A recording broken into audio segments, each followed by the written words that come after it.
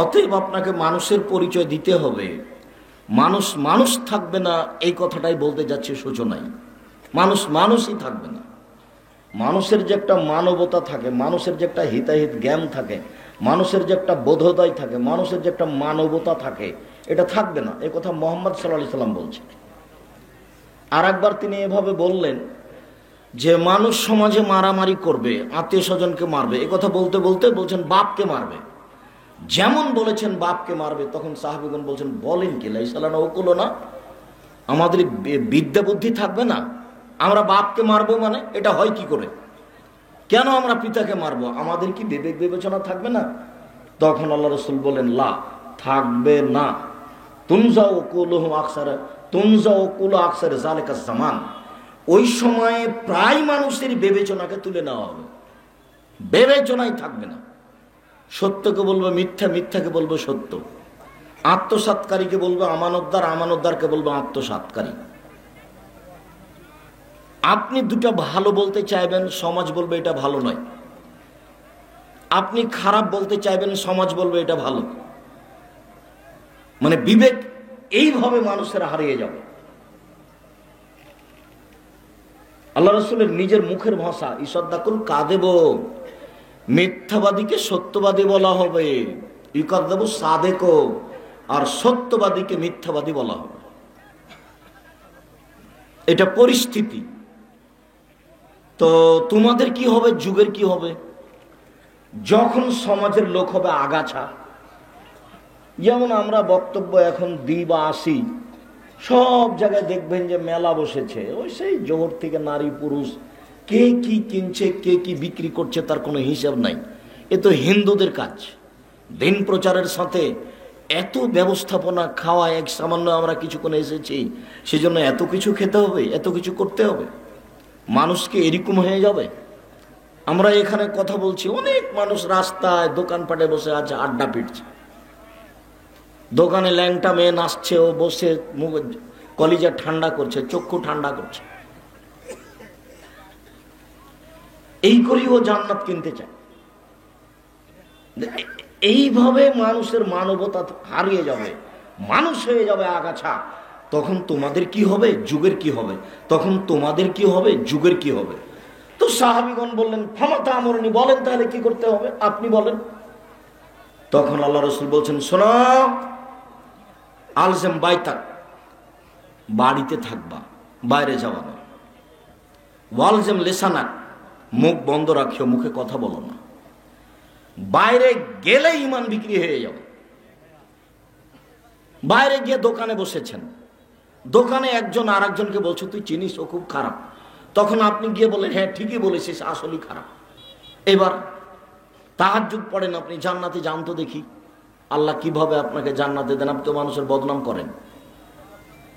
আল্লাহর দয়ার অভাব নাই সেটা ভিন্ন কথা, কিন্তু আপনি নীতিতে যেতে পারবেন না। আপনি কেন বললেন যে হ্যাঁ ঠিকই বলেছিস, আসলেই খারাপ?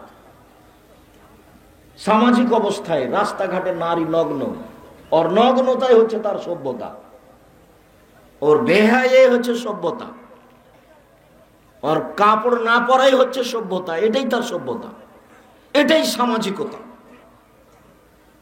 তা আপনি কিভাবে ইমান টিকাবেন? যেখানে যাবেন সেখানে ইমান টিকবে না, অন্যায় অবিচার দিয়ে ভরা। মুখ বন্ধ করবেন, আল্লাহ রাসূল বললেন বাড়িতে থাকবেন। তখন সাহাবীগণ বলছেন আল্লাহর নবী, সমাজ যদি এমন খারাপ হয়, সমাজের যদি সবই আগাছা হয়ে যায়, আর আমি যদি বাড়িতে থাকি মুখ বন্ধ করে, এর পরেও যদি আমাকে কেউ বাড়িতে মারতে আসে, বাড়িতে হইচই করতে আসে, তা আমি কি করব? এবার বলেন দেখি। তখন আল্লাহ রাসূল বলছেন শোনো, ঘটনা এরকম হয়ে গেলে আদমের দুই ছেলের ভালোটার মতো হয়েও। আদমের দুইটা ছেলে, একটা হাবিল আর একটা কাবিল। তো হাবিল কাবিলের দুই ছেলের ভালোটার মতো হয়েও। ভালোটার মতো মানে কাবিল বলছে হাবিল তোকে আমি হত্যা করব। তখন হাবিল বলছে তুমি মারো মারো, আমি তোমাকে মারবো না। এই দেখেন, মানবতা তো নেই। ও তো মারতে চাইলে আপনি পাল্টা মারবেন, দেখে নিব তোকে, কত কি কোনো হিসাব নাই। আর দলীয় দাপট তো আছে, দলীয় দাপট, অর্থের ক্ষমতা, দাম্ভিকতা, স্বার্থপরতা। দলীয় দাপটের কারণে, অবিচারের কারণে, দাম্ভিকতার কারণে হাজারো মানুষ বগুড়া জেলে আছে, ও নিজেই জানে না আমি জেলে কেন। জজ জানে না ঘটনা কি, উকিল জানে না ঘটনা কি, যে জেলে আছে সেও জানে না ঘটনা কি, আমি কেন জেলে। যেদিন মারামারি হয় সেদিন তো আমি ছিলাম না, আমি তো ছিলাম রংপুরে, আমি কি করে 1 নম্বর আসামি হলাম। সামাজিকতা কেমন আপনি দেখেন। হাজারো লক্ষ মানুষ জেলে আছে, ও নিজেই জানে না আমি কেন জেলে। জজ জানে না ঘটনা কি, উকিল জানে না ঘটনা কি, যে শয়তান সাজিয়েছে শুধুমাত্র সেই জানে। জুলুমবাজি চিরদিন চলবে না। মুখ বন্ধ করে নরম হয়ে দুনিয়াতে 2-1 দিন থাকতে হবে, সময় শেষ। যেদিন বিচার শুরু হবে সেদিন তার দাম্ভিকতা দেখা যাবে। সেদিন তিনি বলবেন আজ কোন মানুষের কোনো উপকার করতে পারবে না, একাচ্ছত্র মালিকানা আমার, তার নাম বিচার শুরু হচ্ছে। সেদিন তিনি বলবেন আইনাল জাব্বার আইনাল মুতাকাব্বির, স্বৈরাচারী, স্বেচ্ছাচারী, দাম্ভিক, জালেমেরা কোথায়? আনা মালিকুল আমলাক, আমি হচ্ছি রাজাধিরাজ। বিচার শুরু হচ্ছে, এরকম পরিস্থিতি দিয়ে বিচার শুরু হবে। বিচার শুরু হলেই বলা হবে তুমি তোমার ডান দিকে লক্ষ্য করো, ফায়ানজুর আয়মানা মিনহু, সেটা ডান দিকে লক্ষ্য করবে, ফায়ারা মা কাদ্দামা মিন আমালিহি, পুরো জীবনের যা কিছু করেছে সব দেখতে পাবে। তুমি আজকে তোমার ভাবিকে নিয়ে মোটরসাইকেলে করে এসেছো বক্তব্য শুনতে, বেকুব, তোমার এই ছবি ধরে রেখেছে, তুমি বিচারের মাঠে এইভাবে দেখতে পাবা। আজকে ভ্যানে এসেছো, এই ছেলে কথা বলছো কেন, এই কথা বলে কেন, তুমি শুনতে পাও না? তুমি শরম পাও না? মুখ খুলে কি করে? তোমার একটু লজ্জাবোধ হয় না কেন? আমি তো তোমাকে শতবার বললাম, তুমি কি আসলে আগাছা? তোমার হিসাব হয় না কেন? দয়া করে আপনি কথা বলবেন, আপনাকে আমি অনেক ভালোবাসি, আপনার সাথে আমার আন্তরিকতার অভাব নেই। দয়া করে আপনি পরিবেশ নষ্ট করবেন না, যতক্ষণ পর্যন্ত থাকবেন মুখ বন্ধ করে। নিজেকে মানুষ মনে করবেন, পশু মনে করবেন না। বুঝে না ওরা অন্তর আছে, বুঝে না, দেখেও দেখে না ওরা চক্ষু আছে, দেখে না, শুনেও শুনে না ওরা কান আছে, শুনে না। উলাইকা কাল আনাম, তারা পশু প্রাণীর মতো, তারা গরু ছাগলের মতো, তারা কুকুর শ্রীগালের মতো, ভালো হওয়া যাল বরং তার চেয়ে খারাপ। এ কথা আমি বলিনি, এ কথা আল্লাহ বলছে, এ কথা আপনাকে বলছেন, মানুষকে বলছেন, আল্লাহ কথা বলছেন। আর এটা তো বগুড়া, এটা তো গায়েবান্ধা, মানে কুকুর শ্রীগালের চেয়ে খারাপ অনেকে। কিভাবে আব্দুর রাজ্জাক সাহেব? দুঃখিত মনে কিছু নেবেন না, আপনি এসেছেন বগুড়ায়, একটু কথা হিসাব করে বলবেন। হিসাব করে বলা লাগবে না। তোমার বাপকে যদি আমি কুকুর শ্রীগালের চেয়ে বেশি খারাপ প্রমাণ করতে না পারি, বেটা জিন্দগিতে বক্তব্য দিব না। তোমার দাদা মারা গেছে 10 বছর হলো, তোমার বাপ তোমার দাদার জমি ভোগ করছে, তোমার ফুফুকে দেয়নি। তোমার বাপ সকালে জমি নিবে আর তোমার ফুফু বিকালে নিবে, এইটা যদি প্রমাণ হয়ে যায়, আমি আব্দুর রাজ্জাক বিশির ইনসুফ জিন্দগিতে বক্তব্য তোমার আজকে চলে যাব। যে সময় তোমার বাপ জমি নিবে সেই সময় তোমার ফুফুও নিবে। 10 বছর থেকে তোমার বাপ এই জমি ভোগ করছে, তোমার ফুফুকে দেয়নি। তোমার বাপ যদি কুকুর শ্রীগালের চেয়ে খারাপ না হয়, তাহলে আল্লাহ খারাপ বললেন কাকে? তোমার দাদাকে মাটি দিয়ে এসে আগে জমি ভাগ হবে, তারপরে কোনো কথা। তোমার দাদাকে মাটি দিয়ে এসে জমি ভাগ হবে, তারপরে কোনো কথা। শরীয়ত আমার কাছে এসে পাগল হয়ে যায়নি। প্রত্যেকটা হাদিস গ্রন্থে উত্তরাধিকারীর ব্যাপার আছে, কোরআনেও আছে। যথাযথভাবে আল্লাহ উল্লেখ করেছেন অংশের কথাটি কে কি পাবে। মেয়ে যদি, বোন যদি এখন জমি চাই, তাহলে আপনি বলছেন তুই বাড়ি থেকে বের হয়ে যা, আর জীবনে কোনোদিন আসিস না। বোন যদি জমি চাই তাহলে তার উত্তর হলো এটা। আবার তাহাজ্জুদ পড়ে, হজও করে, উমরাও করে। এরই নাম জুলুম, এরই নাম অত্যাচার, এরই নাম আগাছা, এরই নাম পশু প্রাণী। বুঝে না ওরা অন্তর আছে, বুঝে না, দেখেও দেখে না ওরা চক্ষু আছে, দেখে না, শুনেও শুনে না ওরা কান আছে, শুনে না। উলাইকা কাল আনাম, তারা পশু প্রাণীর মতো, তারা গরু ছাগলের মতো, তারা কুকুর শ্রীগালের মতো, তারা চতুষ্পদ প্রাণীর মতো, ভালো হওয়া যাল বরং তার চেয়ে খারাপ। এই কথা তো আল্লাহ বলছেন, আমাকে আপনাকে বলছেন, মানুষকে বলছেন। কুকুর সিরিয়ালকে বলেননি, গরু ছাগলকে বলেননি। এই কথা আল্লাহ মানুষকেই বলছেন। সম্মানিত দিনী ভাই বোন, উপস্থিত বৈঠকের মুসলিম বোন, আপনাকে বলছি মুখখান বন্ধ করুন।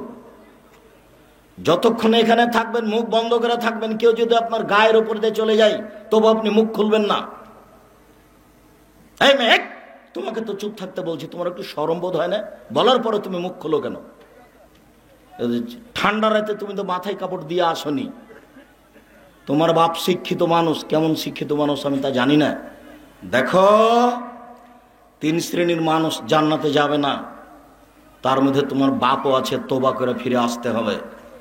3 শ্রেণীর মানুষ জান্নাতে যাবে না, তার মধ্যে তুমিও আছো, তোবা করে ফিরে আসতে হবে। রাসূল সাল্লাল্লাহু আলাইহি সাল্লাম বলেন 3 শ্রেণীর মানুষ জান্নাতে যাবে না। তার 1 শ্রেণীর মানুষ হচ্ছে মদমেনুল খামরা, নিয়মিত বিড়ি, তামাক, জর্দা, সিগারেট, গুল, নেশাদার দ্রব্য খায়, পান করে যারা, তারা জান্নাতে যাবে না। 2 ওর রাজলাতু মিনান নিসায়ে, পুরুষের বেশধারী নারী, যারা পুরুষের জুতা স্যান্ডেল পরে, যারা পুরুষের শার্ট প্যান্ট পরে, যারা পুরুষের পোশাক পরে, তারা জান্নাতে যাবে না। আমি এ কথা বলিনি, এ কথা মুহাম্মদ সাল্লাল্লাহু আলাইহি সাল্লাম বলেছেন। তিনি বলছেন সালাসা, 3 শ্রেণীর মানুষ, লা তাদখুলুল জান্নাহ আবাদা, ওরা কখনো জান্নাতে যাবে না, কোনো দিন, সেটা ভিন্ন কথা।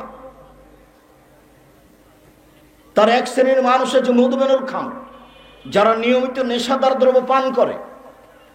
আব্দুর রাজ্জাক সাহেব, জর্দার যে নেশাদার দ্রব্য তার প্রমাণ কোথায়? বিড়ি যে নেশাদার দ্রব্য তার প্রমাণ কোথায়? যদি ওইভাবে লিখতে থাকে তো শুধু নেশা লিখতে লিখতে তো 4-5টা কোরআন মাজিদ লাগবে। তো রাসূল সাল্লাল্লাহু আলাইহি সাল্লাম এমন একটা বাক্য বলেছেন, সারা পৃথিবীতে যারা এর অধীনে পড়বে সেটাই নেশাদার দ্রব্য। তিনি বললেন মাসকারা কাসিরুহু ফাকালিলুহু হারাম, যেটা বেশি খেলে বিবেকের ক্ষতি হবে তার কমও হারাম। তো একজন লোককে হাফ কেজি জর্দা খাওয়াইয়া দেন, দেখা যাক কি হয়। হাফ কেজি জর্দা খাইয়ে দিলে যদি তার বিবেকের ক্ষতি হয়, তাহলে তার একটা কণাও হারাম। এ কথাই মুহাম্মদ সাল্লাল্লাহু আলাইহি সাল্লাম বললেন। অতএব বিড়ি, তামাক, জর্দা, সিগারেট, গুল, নেশাদার দ্রব্য পান করলে তার ফলাফল জাহান্নাম, এর ব্যবসাও হারাম। 2 ওর রাজলাতু মিনান নিসায়ে, পুরুষের বেশধারী নারী, যারা পুরুষের জুতা স্যান্ডেল পরে, যারা পুরুষের শার্ট প্যান্ট পরে, যারা পুরুষের পোশাক পরে, তারা জান্নাতে যাবে না। এ কথা আমি বলিনি, এ কথা মুহাম্মদ সাল্লাল্লাহু আলাইহি সাল্লাম বলেছেন। তিনি বলেন দায়ুস আল্লাযী কুরফি আলাল খাওয়াসা, দায়ুস যে তার বাড়িতে বেহায়াইর সুযোগ দিয়েছে তোমার বাপ। তুমি কেন এখানে এসেছো নগ্ন পোশাক পরে? তুমি নাকি ক্লাস 10-এ পড়ো, তুমি একটা মেয়ে মানুষ, তোমার নামটা ভালো, তোমার বাপ মা সাদ করে নাম রেখেছে, তোমার বাপ মা লজ্জাবোধ করে না, ইতস্তবোধ করে না, লজ্জা বেঁচে খেয়েছে। লজ্জার হিসাব নিকাশ নেই, লজ্জা বেঁচে খেয়েছে। লজ্জা কি জিনিস? লজ্জা শুধু শব্দ। লজ্জা ল বর্গ জয় জয় যুক্ত একটা শব্দ লজ্জা। এর আবার বাস্তবতা আছে, এটা তোমার বাপ জানে না। এর বাস্তবতা আছে, এটা তোমার মা জানে না। এর বাস্তবতা আছে, এটা তুমি জানো না। যার কারণে তুমি এই শীতের দিনে মাথায় কাপড় না দিয়ে বসে আছো। তুমি ক্লাস 10-এ পড়ো। কি দেখাতে যাচ্ছ আমাকে? কি বোঝাতে চাও? তোমার জন্য এসেছি, তোমার সাথে আন্তরিকতার অভাব নেই, তোমাকে ভালোবাসি, তোমার আব্বাকে ভালোবাসি। তোমরা মুসলিম, আবার হয়তো বা আহলে হাদিস পরিবার, আকীদার অভাব নেই, অনেক ভালো। এরপরে এইভাবে তো জান্নাত কিনা যায় না। রাসূল সাল্লাল্লাহু আলাইহি সাল্লাম বলেন সিনফানে লা রাহমান সিনফানে মিন আহলিন নার লা মারাহুমা, 2 শ্রেণীর মানুষ আছে, ওরা জাহান্নামে যাবে, আমি তাদের দেখিনি।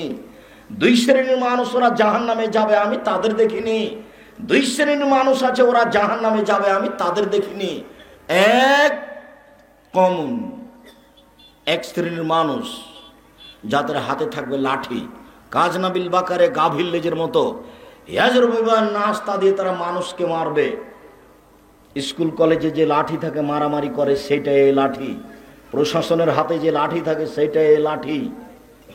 সামাজিকভাবে যখন তখন মারামারি করছে, দলীয়ভাবে যে লাঠি ব্যবহার করছে সেটাই এই লাঠি। তাদের হাতে থাকবে লাঠি, তারা মানুষকে মারবে। ওরা জাহান্নামে যাবে, আমি তাদের দেখিনি।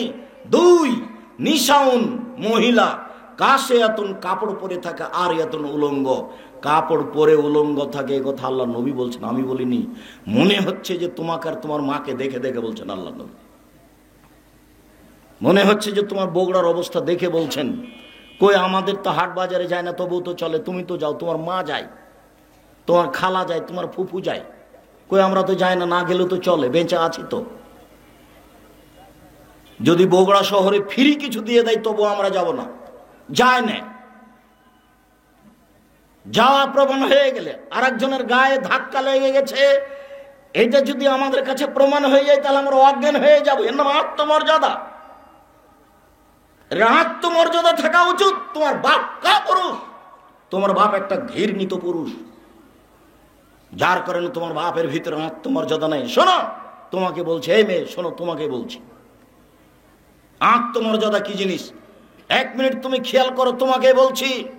সম্মানিত দিনী বোন, আপনাকে লক্ষ্য করে কথা বলছি, আপনি মনে রাখুন। আল্লাহর নবী বলছেন যে আমি জান্নাতে ঘুরলাম স্বপ্নে, ঘোরার পরে দেখলাম একটা খুব সুন্দর টকটকে ঝকঝকে ঘর। আমি ভাবলাম ঘরের বাহির যদি এত সুন্দর হয়, ভিতরেই বা কত সুন্দর। ঘরটা বা কার? পাশে একজন বৃদ্ধা মহিলা। আমি বললাম, মহিলা বলতে পারো ঘরটা কার? তখন বলছে ঘরটা উমারের। আমি মোহাম্মদ সাল্লাল্লাহু আলাইহি সাল্লাম চিন্তা করলাম ঘরটার ভিতরে ঢুকি, কিন্তু উমারের আত্মমর্যাদা আমার মনে পড়লো। এত বড় আত্মমর্যাদার অধিকারী মানুষের ঘরে ঢুকি কি করে? মানায় না আমার জন্য। মোহাম্মদ সাল্লাল্লাহু আলাইহি সাল্লাম বলছেন আমার জন্য মানায় না, এত বড় আত্মমর্যাদার অধিকারী মানুষের ঘরে ঢুকি কি করে? তিনি ঢুকলেন না। সকাল হয়ে গেল, উমারের সাথে দেখা। উমার, জান্নাতে ঘোরার সময় তোমার ঘরটা দেখলাম, খুব সুন্দর টকটকে ঝকঝকে ঘর। আমার মন চাইলো ঘরটার ব্যাপারে জিজ্ঞাসা করি। দেখি একজন বৃদ্ধা মহিলা। জিজ্ঞাসা করলাম, মহিলা বলতে পারো ঘরটা কার? মহিলা বলল ঘরটা উমারের। স্বাদ হলো ঘরের ভিতর দেখি, কিন্তু তোমার আত্মমর্যাদা আমার মনে হলো আমি কেমনে ঘরের ভিতরে ঢুকি। তোমার আত্মমর্যাদাকে লক্ষ্য করে আমি ঢুকতে পারিনি। তোমার নানা হাজি মানুষ, তোমার দাদাও হাজি মানুষ, আর তোমার মা নির্বাচন করে। লুচ্চাকে বাড়িতে জায়গায় দেয়, চা খাওয়ায়।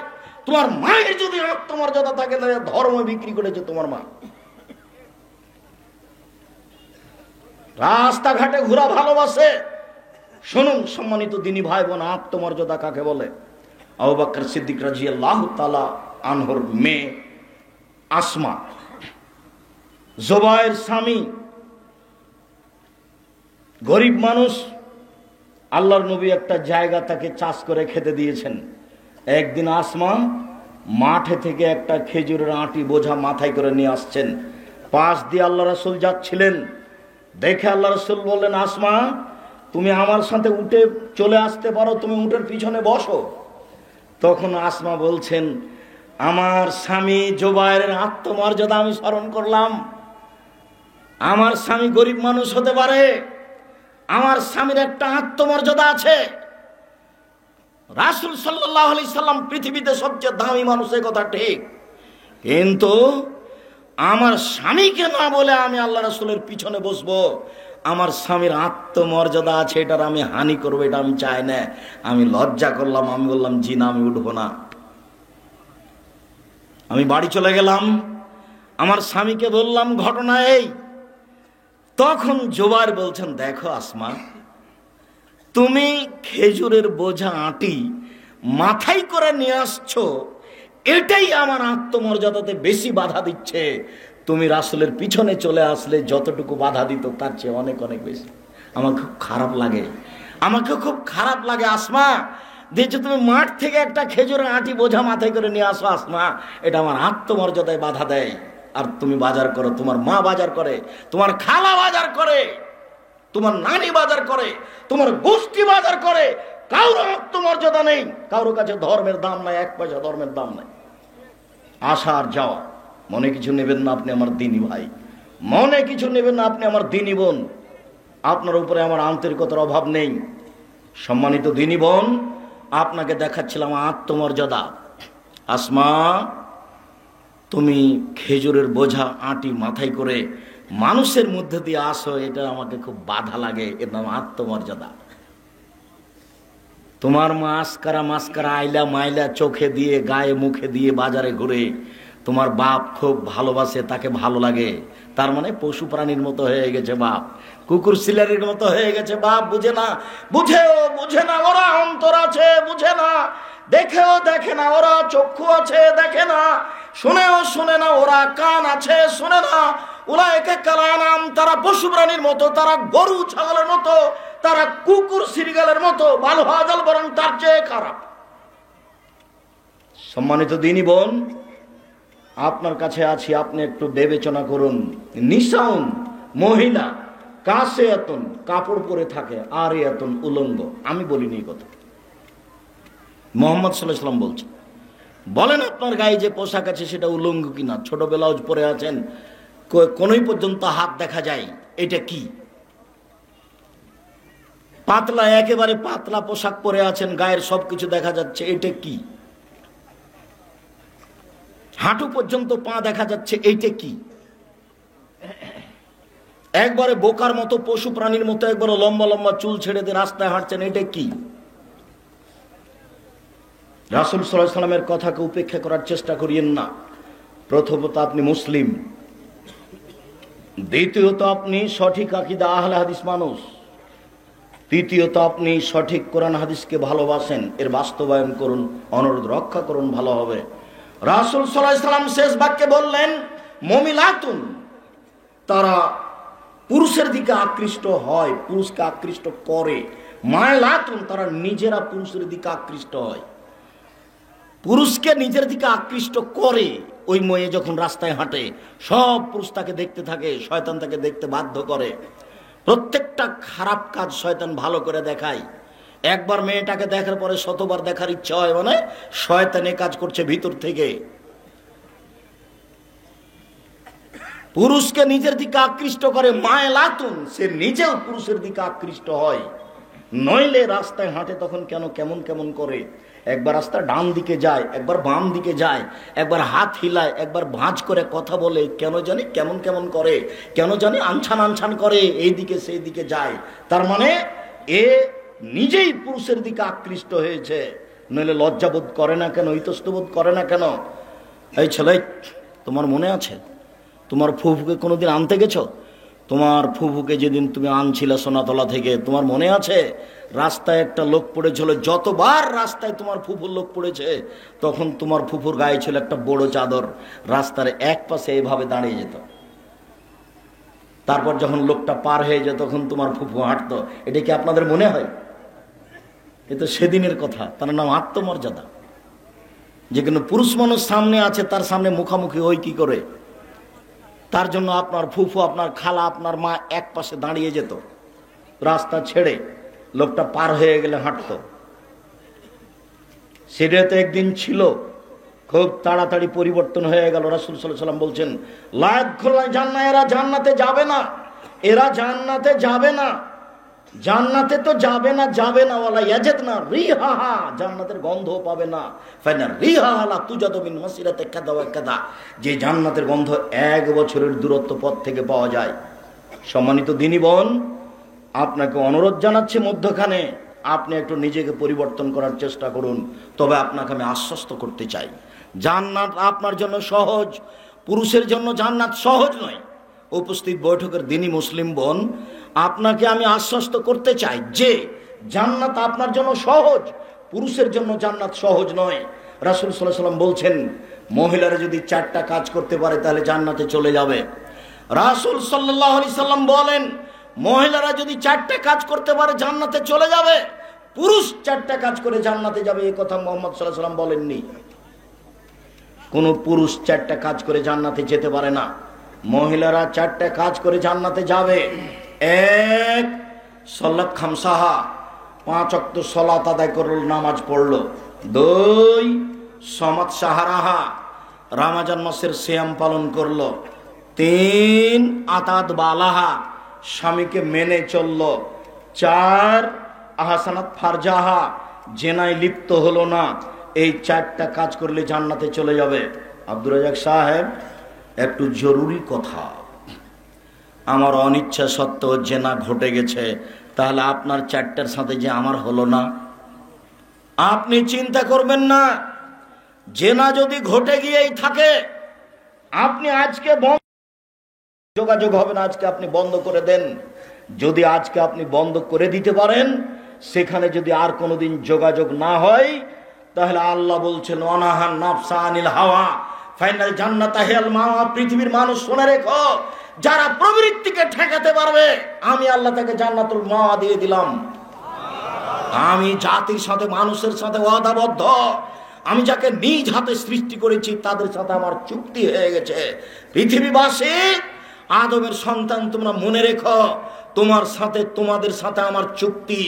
যদি তোমরা প্রবৃত্তি থেকে নিজেকে ঠেকাতে পারো, যদি এর সাথে কথা বলা বন্ধ করতে পারো, আমি তোমাকে জান্নাতুল মাওয়া দিয়ে দিলাম।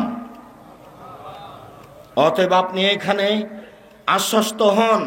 3, স্বামী, আপনার স্বামী আপনাকে গালি দেয়, কথাই ঠিক, আপনার স্বামীর মুখ খারাপ, আপনার স্বামী আপনার সাথে খারাপ আচরণ করে, এই কথাই ঠিক। এরপরে আমরা বলছি, আমি আপনার দ্বীনি ভাই, আমি আব্দুর রাজ্জাক বিন ইউসুফ আপনার দ্বীনি ভাই, আপনাকে আমি পরামর্শ দিচ্ছি, আপনি স্বামীকে মেনে নেন। তিতা লাগলেও মানেন, মিঠা লাগলেও মানেন, যা বলছেন সেটাই মেনে নেন। আপনি যদি একে ছেড়ে অন্য জায়গাতে যান, পরবর্তী যদি কোনো স্বামী হয়, তাহলে সে যে এর চেয়ে ভালো হবে, এটা আপনি কি দিয়ে মনে করছেন? অতএব কষ্ট হলেও মেনে নেন, তাতেই ভালো হবে। আপনার কাছে 1 গিলাস পানি চাইলো, রাগ হয়ে আছে কতদিন থেকে, কথা বলছেন না, গিলাসটা নিয়ে থ্যাকুস করে রেখে দিয়ে এদিকে মুখ করে চলে গেলেন, এটা ভালো হবে না। হয় তার সাথে সংসার ভালো করে করেন, আর না হলে আপনি খোলা তালাক করে চলে আসেন। ঝুলন্ত অবস্থায় থাকিয়েন না। যতদিন পর্যন্ত ঝুলন্ত অবস্থায় থাকবেন, ততদিন পর্যন্ত ইবাদত কবুল হবে না। হোক তার মুখ খারাপ, মেনে নেন, আল্লাহর কাছে অভিযোগ পেশ করেন। রাত 1টা 2টার সময় ওযু করে সুন্দর করে 2 রাকাত সালাত আদায় করে আল্লাহকে বলেন, আল্লাহ তুমি আমার স্বামীর মুখখান ভালো করে দাও। কান্নাকাটি করে বলেন, শোনার জন্য তিনি প্রতীক্ষমান আছেন। তিনি বলেন, এই আদমের ছেলে মেয়ে শোনো, তুমি যেভাবে ডাকো আমি সেভাবে শুনি। আদমের ছেলে মেয়ে শোনো, তোমরা যেভাবে ডাকো আমি সেভাবে শুনি। যেভাবে আশা পোষণ করো আমি সেভাবে পূর্ণ করে থাকি।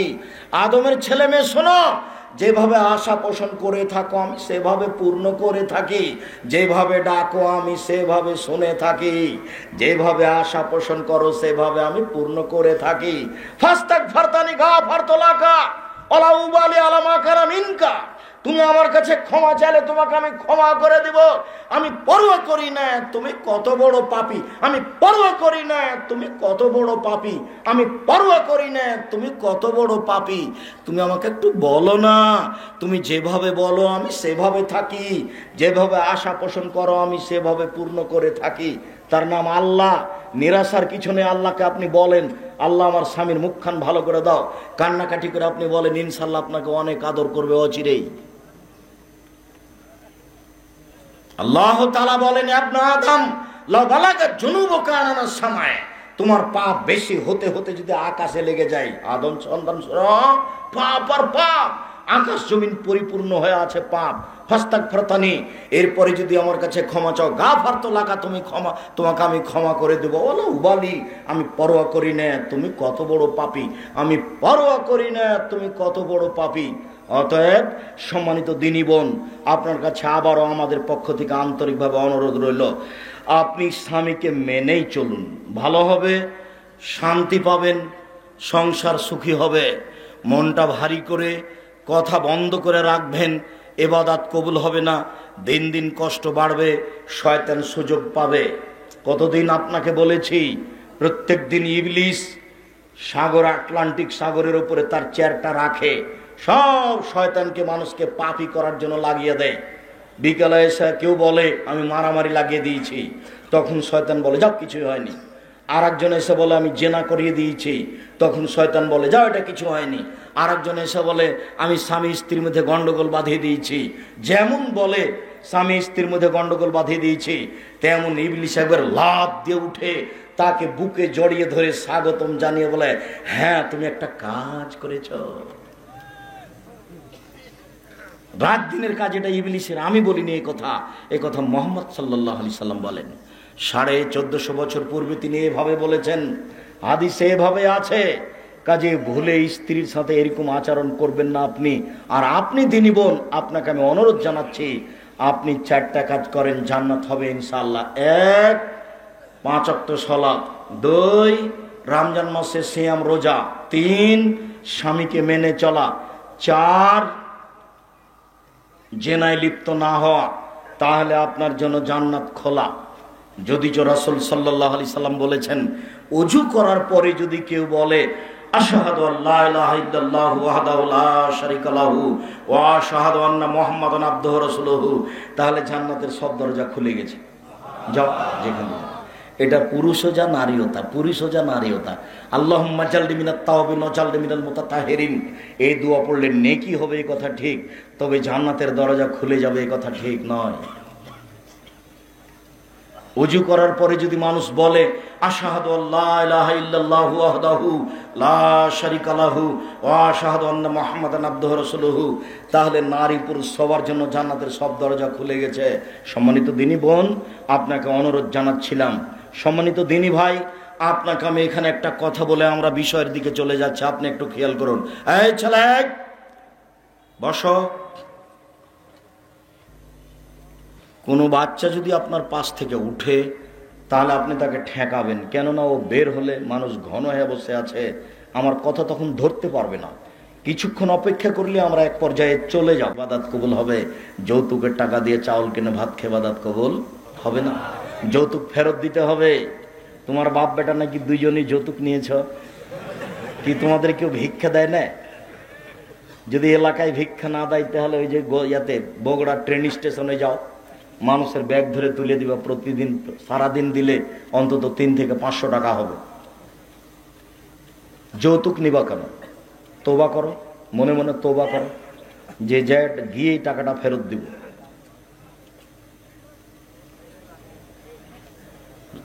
তোবা করা উচিত।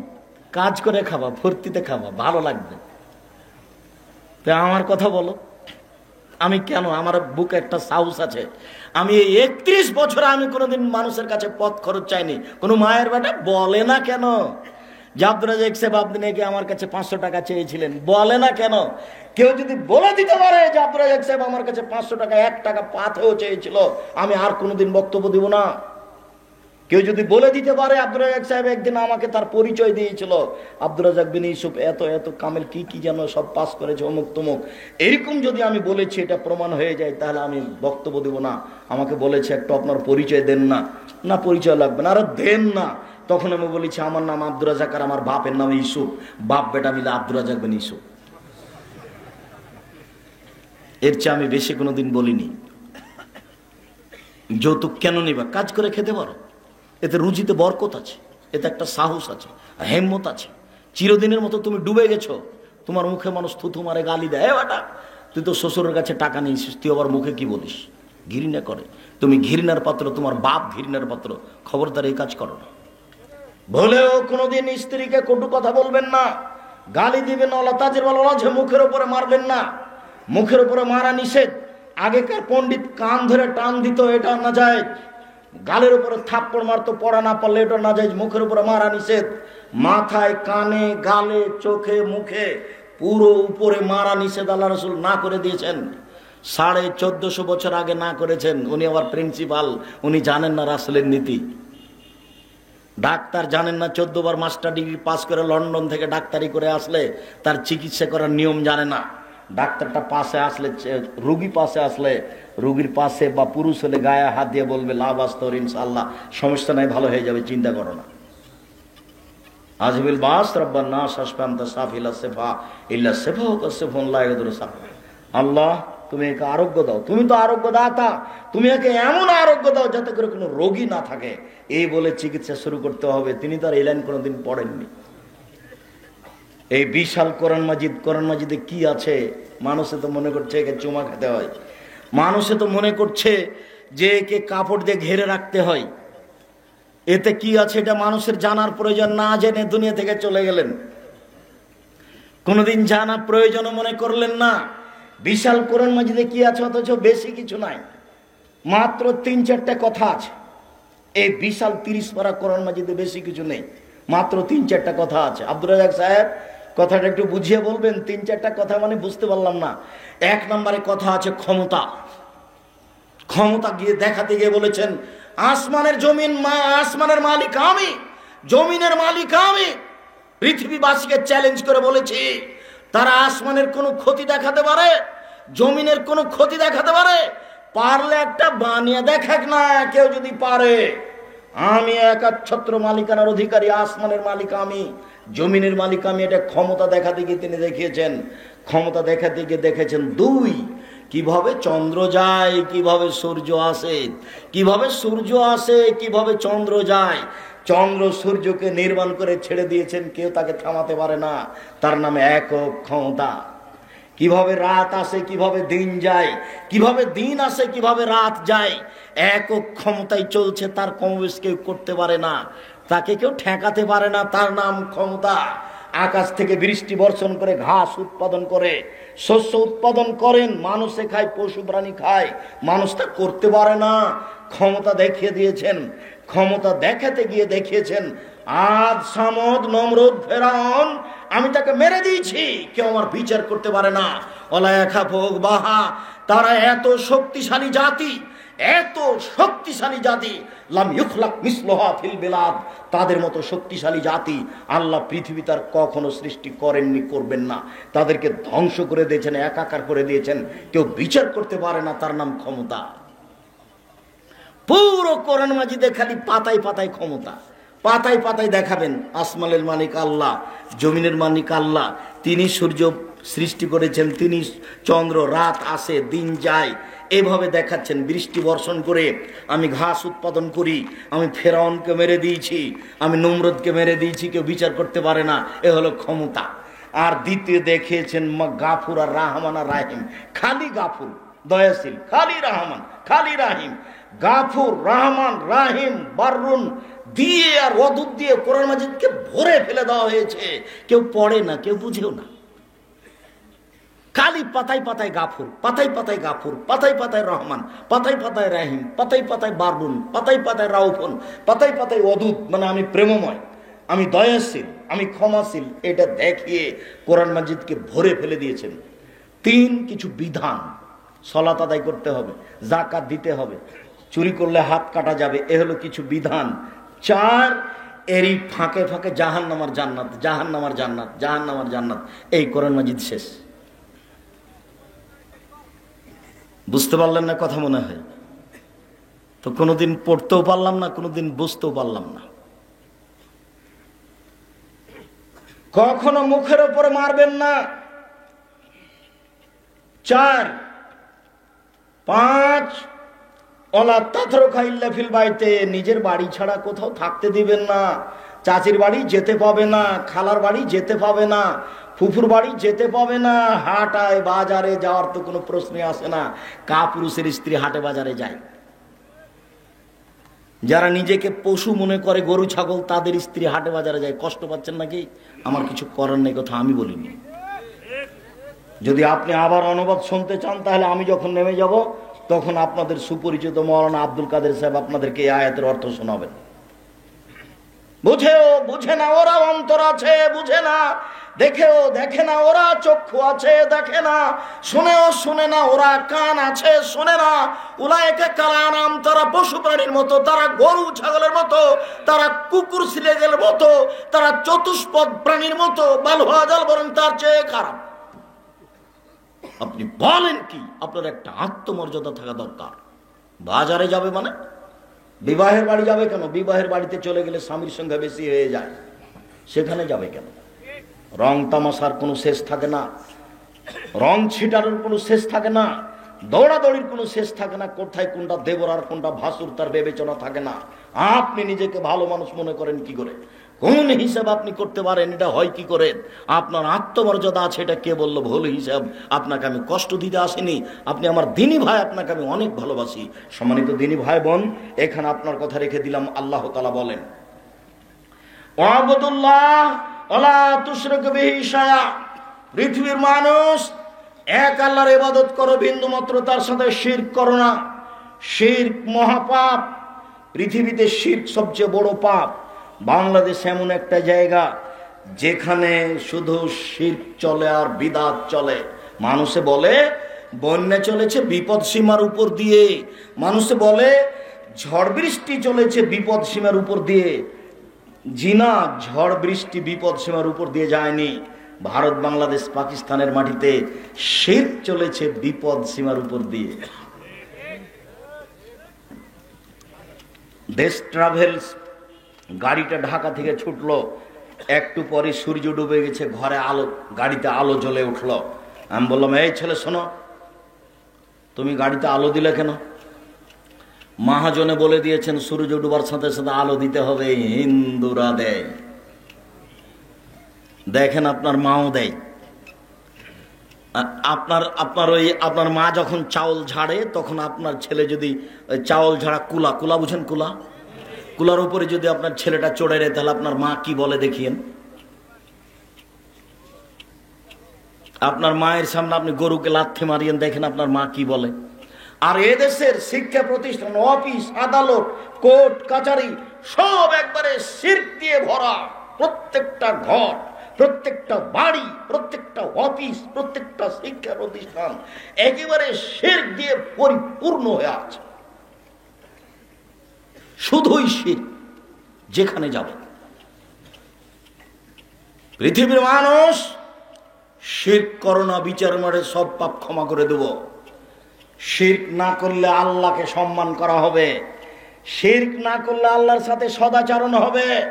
পৃথিবীর মানুষ মনে রাখেন, আল্লাহর সাথে সদাচরণ হলো শিরক না করা। 1 মিনিট। একদা আল্লাহর নবী এক গাধার উপরে বসেছিলেন, পিছনে মুআয ইবনে জাবাল ছিলেন। মানে দুইজন পাশাপাশি বসে আছেন। গাধা তো একবারই ছোট প্রাণী। পাশাপাশি দুইজন, আগে আছেন আল্লাহর নবী, পিছনে আছেন মুআয ইবনে জাবাল। আল্লাহর নবী বলছেন মুআয, তো মুআয ইবনে জাবাল বলছেন লাব্বাইক সাদাইক, জি প্রস্তুত, বলেন কি বলছেন। তিনি বলছেন মুআয, তো মুআয ইবনে জাবাল বলছেন লাব্বাইক সাদাইক, জি প্রস্তুত, বলেন কি বলছেন। আবার বলছেন মুআয, তো মুআয বলছেন লাব্বাইক সাদাইক, জি আল্লাহ রাসূল প্রস্তুত, বলেন কি বলছেন। আল্লাহ রাসূল তো কথা বলছেন না, খালি এটাই বলছেন। কেন? ওনাকে প্রস্তুত করে নিচ্ছেন, আমার কথা যেন 19-20 না হয়। আর আপনি দাঁড়িয়ে গল্প করবে না, আমার বক্তব্য শুনলেন, এটা কথা হলো? কথা বুঝাতে পারিনি এখনো। আল্লাহ রাসূল মুআযকে বলছেন মুআয, মুআয কি দূরে আছে? বলেন তো কোথায় আছে? গাধার উপরে একবারে গায়ের সাথে লেগে আছে। গাধাই তো ছোট প্রাণী। তারপর আবার বলছেন মুআয, জি বলেন। মুআয, জি বলেন। 3 বার মানে তাকে প্রস্তুত করলেন, কথা যেন 19-20 না হয়। তাই করোনা ভাইরাসকে লক্ষ্য করে আমি বলেছিলাম যে রাসূল সাল্লাল্লাহু আলাইহি সাল্লামের সাহাবীগণ সবচেয়ে বেশি আল্লাহ রাসূলকে মেনে চলতেন। বলাও লাগতো না, মেনে চলতেন। এ ব্যাপারে এত সতর্ক ছিলেন সাহাবীগণ। এরপরে বলছেন মুআয, জি, মুআয, জি, মুআয, জি। এত তো বলা লাগে না, কেন এত বললেন? অথচ কত জোরালো অনুসারী ছিলেন, বলা লাগতো না, এমনিতেই মানে আব্দুর রাজ্জাক সাহেব একটু ঘটনাটা বলেন তো, এমনিতে কি? আরে শোনেন, আল্লাহর নবী একদিন জুতা পায়ে দিয়ে সালাত শুরু করেছেন। তো জুতাতে ময়লা ছিল, জুতা পায়ে দিয়ে নামাজ পড়া যায় যদি জুতাতে ময়লা না থাকে।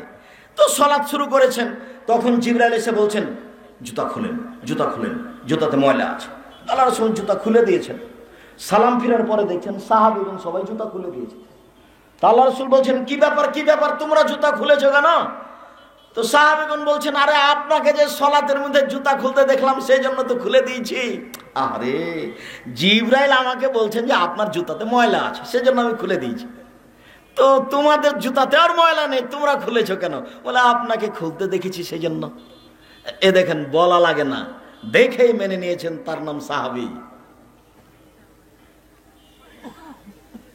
এত সচেতন মানুষ সাহাবী হওয়ার পরেও জীবনে কোনোদিন 1 ওয়াক্ত সালাত এই কথা না বলে শুরু করেননি। কোন কথা? কাতার সোজা করুন, প্রাচীরের মতো হয়ে দাঁড়ান, ফাঁকা বন্ধ করুন। ওই যে দুইজনের মাঝে শয়তান ঢুকছে ছাগলের বাচ্চার মতো, ফাঁকা বন্ধ করুন, প্রাচীরের মতো হয়ে দাঁড়ান। মানসাদ্দা ফুরজাতান বানাল্লাহু লাহু বাইতান ফিল জান্নাহ, কেউ যদি ফাঁকা বন্ধ করে তাহলে আল্লাহ তার জন্য জান্নাতে ঘর বানাবেন। এই কথা না বলে তিনি কোনোদিন সালাত শুরু করেননি। 23 বছরের কোনো একদিন, কোনো এক অক্ত, 23 বছরের কোনো একদিন, কোনো এক অক্ত এই কথা না বলে যদি সালাত শুরু করেছেন, এটা প্রমাণ হয়ে গেলে আমি আব্দুর রাজ্জাক বিন ইউসুফ সেদিন থেকে আর বক্তব্য দেব না। বলেন তো আপনি কি বুঝলেন, আমি কি বুঝালাম? আমি বুঝালাম যে আল্লাহর নবী এই কথা বলার পরে সালাত শুরু করতেন। বুঝাতে পারলাম না মনে হয়? আগে ওদের দিকে মুখামুখি হয়ে বলতেন, কাতার সোজা করুন, প্রাচীরের মতো হয়ে দাঁড়ান, আগে পিছে হয়েন না, নইলে অন্তরে বিভেদ সৃষ্টি হবে। ওই যে ফাঁকা দিয়ে শয়তান ঢুকছে ছাগলের বাচ্চার মতো হয়ে, আমি দেখছি।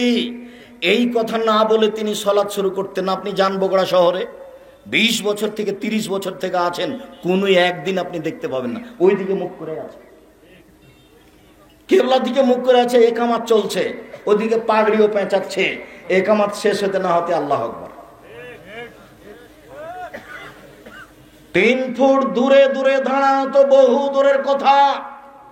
তাই বলেছি 3 ফুট দূরে দূরে প্রমাণ হওয়ার জন্য মুহাম্মদ সাল্লাল্লাহু আলাইহি সাল্লামকে আবার আসতে হবে। যেহেতু কিয়ামত পর্যন্ত তিনি আর কখনো আসবেন না, 3 ফুটের বৈধতাও হবে না। আজ থেকে নিয়ে কিয়ামত পর্যন্ত যদি কাবা ঘরে আর কোনোদিন পায়ে পা মিলিয়ে না দাঁড়ায়, আজ থেকে নিয়ে কিয়ামত পর্যন্ত যদি কাবা ঘরে আর কোনোদিন পাশাপাশি প্রাচীরের মতো না দাঁড়ায়, তবু তা জায়েজ হবে না। জায়েজ করতে হলে আল্লাহ রাসূলকে আবার পৃথিবীতে আসতে হবে। যেহেতু তিনি আসবেন না, কাজে এই ইবাদতের সিদ্ধান্ত পরিবর্তন হবে না। শুনুন, এত সতর্ক মানুষ ছিলেন সাহাবীগণ, এর পরেও তিনি বলতেন, এত সতর্ক সাহাবী তারপরেও বলছেন, মাজ জি লব্বাইক, মাজ জি লব্বাইক, মাজ জি লব্বাইক। বলেন কি বলছেন? আচ্ছা মাজ বলতে পারো মাহাক্কুল্লাহ, আল্লাহ আমাদের কাছে কি পান? মাহাক্কুল ইবাদ বলতে পারো তুমি, বান্দার কি হক? আমরা আল্লাহর কাছে কি পাই? আমাদেরটা দেন। আল্লাহ বলছে আমারটা দাও। আমরা কি পাই? তিনি কি পান? তুমি কি এটা বলতে পারো? জি না, এটা বলতে পারি না, আল্লাহ এবং আল্লাহ রাসূল ভালো জানেন। শোনো মাজ, আল্লাহ পায় আমাদের কাছে শিরক না করা, এটাই তার পাওনা। আর আমরা পাই তিনি আমাদেরকে জাহান্নামে দিতে পাবেন না, জান্নাতে দিতে হবে। আমরা কি পাই বলেন তো? আমাদের পাওনা কি? জান্নাতে দিতে হবে, উনি জাহান্নামে দিতে পাবেন না, এটা আমাদের পাওনা। আর তার পাওনা কি বলেন তো? শিরক না করা। তারটা আগে না আমাদেরটা আগে? তারটা আগে। যখন শিরক নেই তখনই জান্নাত, যখন শিরক আছে তখনই জাহান্নাম। রাসূল সাল্লাল্লাহু আলাইহি সাল্লাম বলেন, মান মাতা আলা ইশরিক বিল্লাহ ওয়ালা ইশরাকা বিল্লাহ ফাদাখালাল জান্নাহ। কেউ যদি মারা যায় শিরক না করে, জান্নাতে চলে গেছে। কেউ যদি মারা যায় শিরক না করে, তাহলে জান্নাতে চলে গেছে। এই দেশ শিরক দিয়ে পরিপূর্ণ হয়ে আছে। সব শিক্ষা প্রতিষ্ঠান, কলেজ, স্কুল, আপনার অফিস আদালত, কোর্ট কাচারি সব শিরক দিয়ে ভরা। আর আপনার মার কাছে আর আপনার স্ত্রীর কাছে শিরকে একবারে পরিপূর্ণ হয়ে আছে। ছি ছি ছি ছি ছি ছি। আপনার বাপ মারা গেছে, হাতে হাতে আপনার মা নাকফুল খুলে দিয়েছে। স্বামী মারা গেলে নাকফুল রাখা যাবে না। কখন কখনো হিন্দুর নীতি গ্রহণ করলো? ও তো হিন্দুদের নীতি। স্বামী মারা গেছে, নাকফুল থেকে যাবে, গয়না থেকে যাবে, 4 মাস 10 দিন নতুন পোশাক পরতে পাবে না, সাজসজ্জা গ্রহণ করতে পাবে না। নাকফুল খুলে দিতে হবে, কথা কে বললো? গয়না খুলে দিতে হবে, কথা কে বললো? এরই নাম হচ্ছে হিন্দুদের নীতি। এটা তো বগুড়া। বিবাহ পড়ার কত নোংরা নীতি আছে, তার কোনো হিসাব নেই। আমার তো চোখের দেখা একটা একটা নকল করে আপনার সাথে আমি বলেছি, চাঁপাই নবাবগঞ্জে এমন কোন বিবাহের নীতি নাই যেটা জায়েজ, সবই হারাম। চাঁপাই নবাবগঞ্জ জেলার বিবাহের শুরু থেকে শেষ পর্যন্ত সব নীতি না জায়েজ, হারাম। বগুড়ার একটা বলি, সবাই মিলে 2-4 10 জন 20 জন মিলে গেছে মেয়ের কাছে বিবাহ পড়াতে। মেয়েটা যে ঘরে গেছে সেখানে গেছে, তো মেয়ের বাপও আছে ওখানে, আপনার কাজীও আছে, আর যেন কে কে আছে। তখন বলছে অমুক নিবাসী অমুক এত টাকা নগদ এত টাকা বাকিতে তোমাকে বিবাহ করতে এসেছে, তুমি তাকে স্বামী সত্ত্বে কবুল করো। তখন ও বলছে কবুল করলাম। তারপর ও বলছে তোমরা শুনেছ? জি শুনেছি। আবার আবার 3বার। এবার লোকগুলি এসে যেখানে বর আছে সেখানে দাঁড়ালো। তো বরের পাশে বসে থাকা লোকগুলি বলছে আপনারা কে? আমরা এই বিবাহের উকিল। কনে কবুল করেছে? জি করেছে। আপনারা শুনেছেন? জি শুনেছি। তাহলে বসেন। মনে হচ্ছে পাগলামি কারবার, কলা গাছের চতুর্দিকে ঘুরে ধর্ম পাগল হয়ে গেছে। বানানো নিয়ম দেখেন, ধর্ম পাগল হয়ে গেছে। মেয়ের কাছে যেতে হবে না, খুতবা হবে, তারপরে মেয়ের বাপ বলবে এত নাগাদে এত বাকিতে আমার মেয়ের সাথে তোমার বিবাহ দিয়ে দিলাম, তুমি কবুল করো, বলবে কবুল করলাম, বাস বিবাহ হয়ে গেছে। গুরুত্বপূর্ণ কথা 3বার বলতে পারে। এদেশে শিরক পরিপূর্ণ হয়ে আছে। 2 অবিল ওয়ালিদাইনে ইহসানা। পৃথিবীর মানুষ তোমরা বাপ মায়ের সাথে সদাচরণ করো। পৃথিবীর মানুষ তোমরা আল্লাহর সাথে সদাচরণ করো, শিরক করো না। পৃথিবীর মানুষ তোমরা বাপ মায়ের সাথে সদাচরণ করো, মায়ের পায়ের নিচে জান্নাত। একজন লোক এসে বলছে আল্লাহর নবী আমার বাপ মা আমার কাছে কি পায়? কি পায় মানে? আমার জান্নাত তো নারকা। তারাই 2জন তোমার জাহান্নাম, তারাই 2জন তোমার জান্নাত। ওরাই তোমার জাহান্নাম, ওরাই তোমার জান্নাত। বাপ মা তোমার জাহান্নাম, বাপ মা তোমার জান্নাত। ওরাই তোমার জাহান্নাম, ওরাই তোমার জান্নাত। কি পায় মানে? ও যা প্রয়োজন মনে করছে তাই করে দিবা। যেদিন মা আমাকে আদর করে, চুমা খায়, টাকা দেয়, সেদিন মাকে আমি শ্রদ্ধা করবো, এর নাম শ্রদ্ধা নয়। যেদিন দেখছি মাই হচ্ছে বাড়িতে সবচেয়ে খারাপ। কেন? আমার বউ বলছে যে তোমার মা ভালো নয়। কেন? যা কিছু তুমি দাও সেটা তোমার মা তোমার বোনকে দিয়ে দেয়, তুমি দেখবা। আজকে দেখো এই যে মাছ আমি রান্না করেছি, তোমার বোনের ছেলে খেতে বসেছে আর তোমার ছেলে বসেছে, এবার তোমার মা মাছ তুলে দিবে। দেখো তো দেখলাম যে আমার মা আমার বোনের ছেলেকে বড় মাছটা দিয়ে দিল, ছোট টুকরা আমার ছেলেকে দিল। আমি বুঝলাম ঠিক ঠিক ঠিক, মাটির উপরে সবচেয়ে খারাপ মানুষ আমার মা।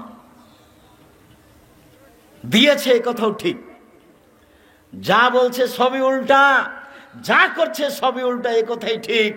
এরপরেও সম্মান করতে হবে, এ কথাই ঠিক। যা বলছে সবই উল্টা, যা করছে সবই উল্টা, এ কথাই ঠিক।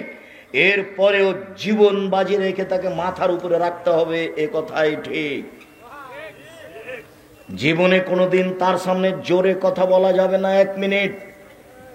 রাজশাহীর মেয়র নওদাপাড়াতে এসেছেন, তো ওসি মেয়রের সামনে এভাবে দাঁড়িয়েছে, আমার দিকে দেখেন, এভাবে দাঁড়িয়ে বলছেন ওসি স্যার কি করব স্যার।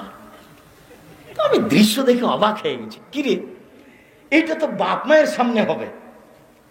আল্লাহর নবী বলছেন যে পৃথিবীর মানুষ বাপ মায়ের সাথে নরম করে কথা বলো। পৃথিবীর মানুষ বাপ মায়ের সামনে হাত নিচু করে রাখো। পৃথিবীর মানুষ বাপ মায়ের সামনে জোরে কথা বলো না। পৃথিবীর মানুষ বাপ মায়ের সামনে এরকম শব্দ উচ্চারণ করো না, এটাও না যায়। পৃথিবীর মানুষ তোমরা দিন রাত বলো। আব্দুর রাজ্জাক সাহেব বলেছেন সালাতে সালাম ফিরার পূর্বে বলো রব্বির হামহুমা কামা রব্বায়ানি সাগীরা। হে আমার প্রতিপালক, তুমি আমার বাপ মাকে দেখো, বাল্য অবস্থা আমাকে যেভাবে দেখেছিল। দিন রাত বলেন, সালাতে সালাম ফিরার পূর্বে বলেন বাপের জমি জায়গা ভক্ষণ করছি। আরে না হয় বাপের ওরস থেকে এসেই, বাপের পক্ষ থেকে এসেই তার শুক্র কিটে জন্ম নিয়ে আজকে পৃথিবী ভোগ করছি, অতএব তাকে আগে রাখতে হবে, এই কথাই ঠিক। মায়ের পায়ের নিচে জান্নাত, এই কথাই ঠিক। বইয়ের কথা মেনে চললে বাপ মায়ের সাথে ভালো আচরণ করা যাবে না, এই কথাই ঠিক। সবার বউ খারাপ, এ কথা ঠিক নয়। এমনটা হতে পারে আপনার স্ত্রী আপনার চেয়ে বেশি আপনার মাকে দেখে, এমনটা হতে পারে। সম্মানিত দিনী বোন, আপনাকে আমি অনুরোধ জানাচ্ছি, আপনি আপনার শাশুড়িকে মেনে নেন, ভালো হবে। শাশুড়িকে মেনে নেন। শাশুড়ি যদি মাঝে মধ্যে বলে, আল্লাহ আমার বউটা ভালো, তুমি তাকে ভালো, তারাকে ভালো রাখিও, আপনার শাশুড়ির এই কথাটা আপনার জন্য অনেক। আর যদি অগোচরে আপনার শাশুড়ির চোখের পানি বের হয়, আমার বৌমা আমাকে এই কথা বলল, আমার ছেলেটা আমাকে টাকা দিয়ে গেল, যার কারণে আমার বৌমা আমাকে এই কথা বলল, যদি আপনার শাশুড়ির আপনার অগোচরে এক ফোঁটা চোখের পানি ঝরে, এর নাম আশীর্বাদ। আপনার স্বামী কোটি টাকা ইনকাম করলে সংসারে শান্তি হবে না, এই কথাই ঠিক। সম্মানিত দিনী ভাই বোন, বাপ মাকে সাদরে মেনে নিতে হবে, খারাপ লাগলেও তিতে লাগলে, এ কথাই ঠিক। আপনাকে মা কিভাবে লালন পালন করেছে সেটা আপনাকে আমি দেখাতে অক্ষম, তবে আপনার ছেলেটাকে আপনি দেখলে বুঝতে পারবেন আপনার ছেলেটা আপনার কাছে কেমন, তেমন আপনি ছিলেন, তাহলে বোঝা যাবে মা কি জিনিস। আল্লাহ নবী এমনি বলেননি মায়ের পায়ের নিচে জান্নাত, মায়ের পায়ের নিচে কি জান্নাত পড়ে আছে? তার মানে মাকে মেনে চললে জান্নাত, এই কথা রাসূল সাল্লাল্লাহু আলাইহি ওয়াসাল্লাম বললেন। পৃথিবীর মানুষ অবিল ওয়ালিদাইনে ইহসানা ওবিদিল কুরবা, 3 নিকট আত্মীয়র সাথে সদাচরণ করো। বলতে পারেন পৃথিবীতে সবচেয়ে নিকট আত্মীয় কে? পৃথিবীতে নিকট আত্মীয় হচ্ছে ভাই। পৃথিবীতে এর চেয়ে নিকট আত্মীয় কেউ নেই।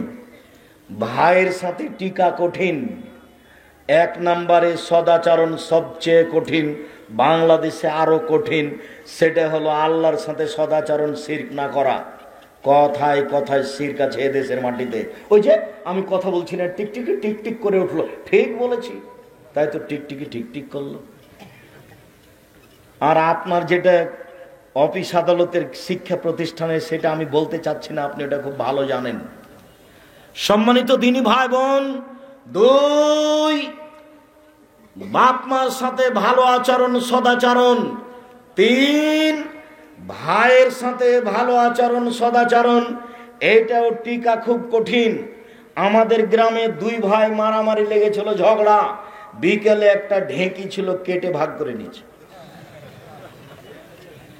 চাঁপাইনবাবগঞ্জের ভাষায় ভাই ভাই ঠাই ঠাই। সংসার বলতে স্ত্রী, ছেলে মেয়ে, এই 3 জনের নাম সংসার। 3 জনের উপরে যে আছে সে সংসারের উপরে, তার নাম বাপ মা। ভাই এই সংসারে ঢুকবে না, ভাই হচ্ছে ভিন্ন সংসার। 2 ভাই চাকরি করে, কোনোদিন কেউ কারো টাকা দেয় না, তবে ঈদের দিন এসে বলে আব্বা আমি দিলাম 5, ভাই দিল 5, আপনি দেন 5, 15,000 একটা গরু কুরবানি। আব্বা এভাবে ভালো হয় তো? জি না, এভাবে ভালো হয় না, ভাগে কুরবানি হবে না, এই কথাই ঠিক। 7 জন 7 পরিবারে এক কথা নয়। সম্মানিত দিনী ভাই বোন শুনুন, পৃথিবীতে 3য় স্থান হচ্ছে সদাচরণের। ভাই ভাই ভুলে স্ত্রীর সাথে সাথ দিয়ে ভাইয়ের সাথে খারাপ আচরণ করবেন না। এই ছেলে, তোমার বাপ ছোট, তোমার চাচা বড়, তোমার জ্যাঠো বড়, তোমার বাপ চাচার মধ্যে গন্ডগোল আছে, তোমার বাপকে বলে দিও তোমার বাপ ছোট। তোমার জ্যাঠোর ভুল হয়েছে, কথাই ঠিক। তোমার জ্যাঠোর কারণে ঝগড়া হয়েছে, কথাই ঠিক। এরপরে যেন 24 ঘন্টা পার না হয়, তোমার বাপ যেন তোমার চাচার হাত ধরে ক্ষমা নেয়, ভাই আমার বাপ ভুল হয়েছে, মাফ করবেন, এই কথা তোমার বাপকে বলতে হবে। তোমার বাপ ছোট, তোমার জ্যাঠ বড়। 24 ঘন্টার মধ্যে নিয়মে ফিরে আসতে হবে, নইলে তোমাদের বাপ চাচার ইবাদত কবুল হবে না। এই ছেলে, তোমাকে বলছি, তোমার মা ছোট আর তোমার চাচি বড়। তোমার চাচির কারণে বাড়িতে ঝগড়া হয়েছে, কথাই ঠিক। এরপরে বলছি, তোমার মা যেন আজকেই তোমার চাচির হাত ধরে ক্ষমা নেয়, আপা ভুল হয়েছে, যা হয়েছে হয়েছে, আমরা একসাথে থাকবো, একসাথে চলবো, এক মায়ের মেয়ের মতো থাকবো, এই কথা যেন তোমার মা বলে, জরুরি। উপস্থিত বৈঠকের দিনই মুসলিম বোন, আপনাকে বলছি, আপনি আপনার জায়ের সাথে আজকেই চলতে শিখুন, এরই নাম সদাচরণ। আপনি আপনার জায়ের হাত ধরে ক্ষমা নেন, 24 ঘন্টা পার হওয়ার সুযোগ নেই, আজকেই নিতে হবে, তার নাম সদাচরণ। ভাই ভাই। এরপরে আল্লাহ তাআলা বলেন অবেদিল কুরবা ওয়াল ইয়াতামা, এতিমের সাথে সদাচরণ। সম্মানিত দিনী ভাই বোন, খুব গুরুত্বপূর্ণ অংশে এসেছি। এতিম, যেই এতিমের সদাচরণের ফলাফল জান্নাত। রাসূল সাল্লাল্লাহু আলাইহি সাল্লাম বলেন, পৃথিবীর মানুষ শোনো, কাফিরুল ইয়াতিম ওয়াল আনা, যে ব্যক্তি এতিমের লালন পালন করে সে আর আমি জান্নাতে একসাথে থাকবো। দেখো দেখো দেখো, এভাবে এভাবে তর্জনী আর মধ্যমা ইশারা করে দেখালেন, পৃথিবীর মানুষ দেখো, আঙ্গুল দুটি যেভাবে আছে সেইভাবে আমি আর এতিমকে লালন পালনকারী জান্নাতে থাকবো। তবে দুই আঙ্গুলের মধ্যে একটু ফাঁকা রেখেছেন। এখানে আর একটা কথা আছে। আল্লাহ রাসূল বলেন, কেউ যদি দুইটা মেয়ের লালন পালন করে, বেটি দুইটা হয়েছে সেজন্য মন ভারী হয়েছে, কিয়ামতের লক্ষণ। একটা বেটি হয়েছে সেজন্য মন ভারী হয়েছে, বেটা হলে খুব ভালো লাগতো, বেটা যে পেটে ছুরি দিয়ে চলে যাবে। একটা মানে আরো বদ, দুইটা মানে একটু কম বদ, 5-7টা মানে একটু তার চেয়ে কম বদ। আর দুইটা একটা ছেলে নিয়ে কি করবেন? ছেলে যত বেশি হবে তত ইহকালে ভালো, পরকালে ভালো। 10-12টা হলে তো 2-1টা মারা যাবে, আর 2-1টা যদি মারা যায় ছোট অবস্থায়, তাহলে আপনি জান্নাত চলে গেছেন। কেন? এমন তুমুল ঝগড়া লাগিয়ে দিবে আল্লাহর সাথে, আমার বাপকে আগে জান্নাতে দিতে হবে, তারপরে যতক্ষণ পর্যন্ত আপনার জন্য জান্নাত ঘোষণা না হবে ততক্ষণ পর্যন্ত এই ছেলে ছাড়বে না। তো আপনার ছেলে এই তো মাত্র দুইটা, কয়টা মরে আর কয়টা থাকে? যার জন্য উপস্থিত বৈঠকের মুসলিম বোন, দুইটা বাচ্চা খুব খুশি হয়েছেন, ভালো করে পড়াশোনা শিখাবো। আরে আপনার শ্বশুর দিন মজুরি করে খাতো, 5 ভাই এখন চাকরি করে, ভালো ভালো চাকরি করে, আর আপনার দুইটা বেটা খালি শয়তান, দিন রাত টিভি নিয়ে বসে থাকে, মোবাইল নিয়ে বসে থাকে, বেটি ছেলে পিছে পিছে করে। দেখেন আপনি কি দেখাতে চাচ্ছেন? এগুলো ভুল হিসাব।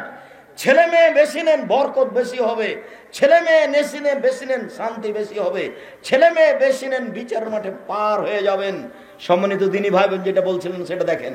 কারো যদি দুইটা মেয়ে থাকে, আরো যদি দুইটা মেয়ের লালন পালন করে, তাহলে জান্নাতে আমি আর সে ব্যক্তি এইভাবে থাকবো।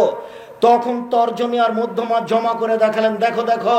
তখন এই আঙ্গুলের মধ্যে ফাঁক রাখলেন না, তখন জমা করে দিলেন। তাহলে এতিমের চেয়ে মেয়ের লালন পালন বেশি দামি। বুঝাতে পারিনি কথা? সম্মানিত দিনী ভাই বোন, এতিমের সাথে ভালো আচরণ করুন।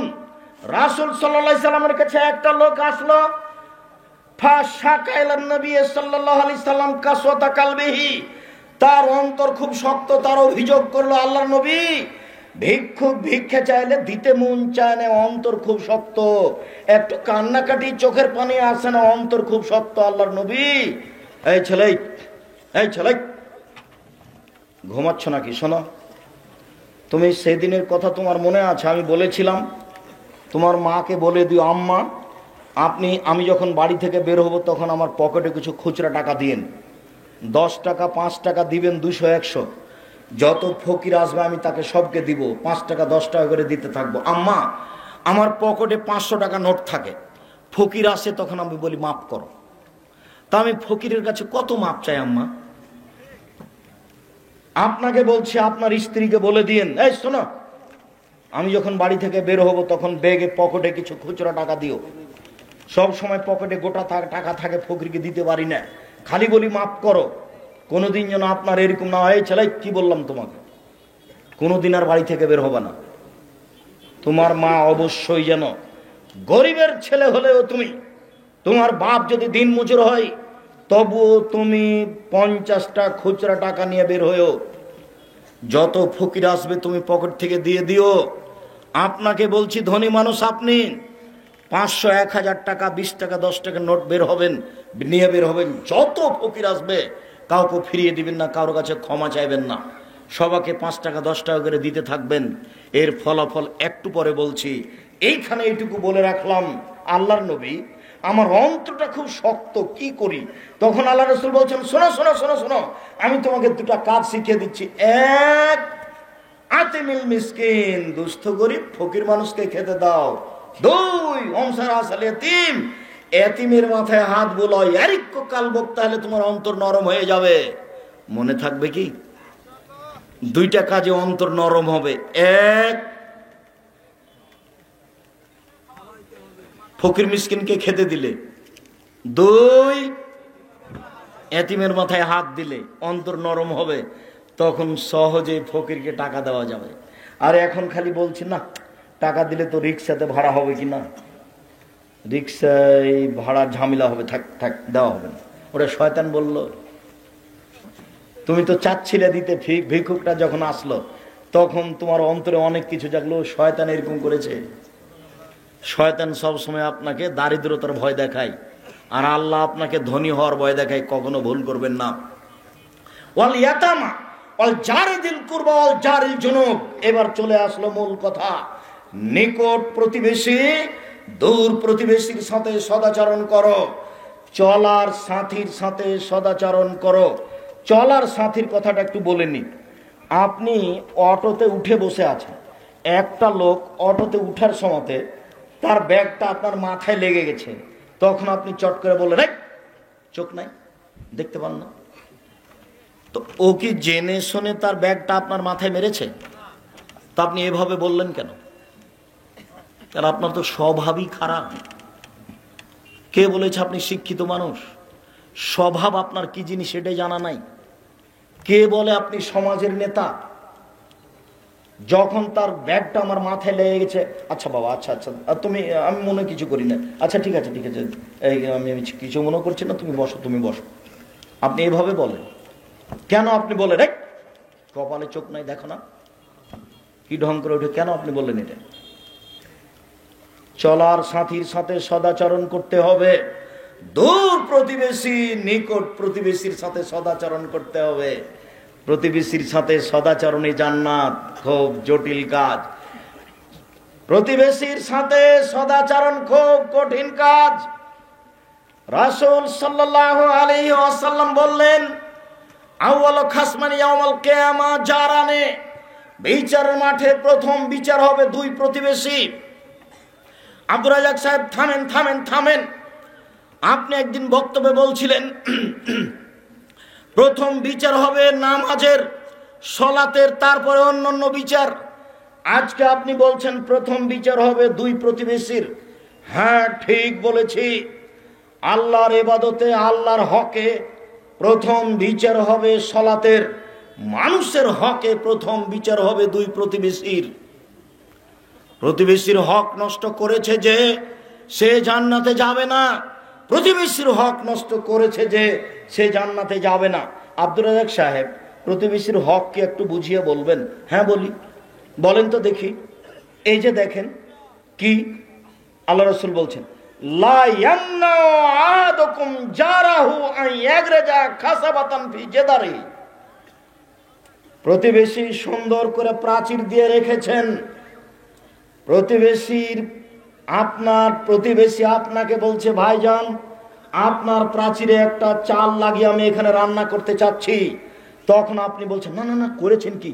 আরে প্রাচীর কালি হয়ে যাবে, তো প্রাচীর কালি হবে। আপনি প্রতিবেশীর হক নষ্ট করলেন, আর রাসূল না করেছেন। প্রতিবেশী আপনার প্রাচীরে একটা কাঁটা মেরে রশি বেঁধে দিয়ে কাপড় শুকাতে চাচ্ছে, আপনি বললেন না, দেওয়াল নষ্ট হবে, কাঁটা মারতে পাবেন না। কাঁটা মারলে দেওয়ালের ক্ষতি হবে, এ কথাই ঠিক। আল্লাহর নবী নিষেধ করেছেন যে তুমি ওকে কাঁটা মারতে নিষেধ করতে পাবা না, এ কথাই ঠিক। হাদিস বুখারী মুসলিম। আমি বুঝাতে পারিনি মনে হয়। কথাটা কি আবার বলবো?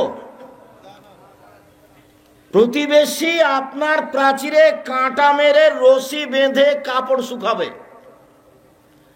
দেওয়ালের যদি ক্ষতি হয়ে দেওয়াল পড়ে যায়, তো আপনি নিষেধ করতে পারবেন না। প্রতিবেশী আপনার প্রাচীরের টিন লাগিয়ে নিচে ভাত রান্না করবে, ওর দিকে কালি আপনার দেওয়ালে লেগে একবারে কালো হয়ে যাক, আপনি নিষেধ করতে পাবেন না। আমি যদি বুঝাতে না পারি, আমি অক্ষম।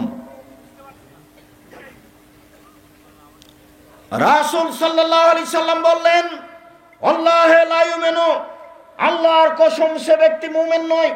আল্লাহে লা ইউমিনু, আল্লাহর কসম সে ব্যক্তি মুমিন নয়। আল্লাহে লা ইউমিনু, আল্লাহর কসম সে মুমিন নয়। কিলা মান ইয়া রাসূলুল্লাহ, আল্লাহ রাসূল বলেন তো কে মুমিন নয়? তখন আল্লাহ রাসূল বলছেন, মাল্লা ইয়ামান জারহু বায়াকহু, যে তার প্রতিবেশীকে নিরাপদে রাখে না, সে মুমিন নয়। রাসূল সাল্লাল্লাহু আলাইহি সাল্লাম বলেন, লা ইয়াদখুলুল জান্নাতা মান লা ইয়ামান জারহু বাওয়াইকাহু, যার প্রতিবেশী নিরাপদে থাকে না ও জান্নাতে যাবে না। যার প্রতিবেশী তার থেকে নিরাপদে থাকে না ও জান্নাতে যাবে না। আবু হুরায়রা রাদিয়াল্লাহু তাআলা আনহু বলেন, রাসূল সাল্লাল্লাহু আলাইহি সাল্লাম বলেছেন, মান কানা ইউমিনু বিল্লাহি ওয়াল ইয়াউমিল আখির ফালা ইউযি জারাহু, যে আল্লাহকে বিশ্বাস করে, যে পরকালকে বিশ্বাস করে, সে যেন প্রতিবেশীকে কষ্ট না দেয়। যে আল্লাহকে বিশ্বাস করে, যে পরকালকে বিশ্বাস করে, সে যেন প্রতিবেশীকে কষ্ট না দেয়। রাসূল সাল্লাল্লাহু আলাইহি সাল্লাম বলছেন, লাইসাল মুমিন আল্লাযী ইয়াসবাউ জারু যায়, সে ব্যক্তি মুমিন নয়, সে ব্যক্তি মুমিন নয়, সে ব্যক্তি মুমিন নয় যার প্রতিবেশী ক্ষুধার্ত বিপদে আছে, খোঁজ খবর নিল না, নিজে খায় থাকে আহাল পরিবার নিয়ে, সে ব্যক্তি মুমিন নয়।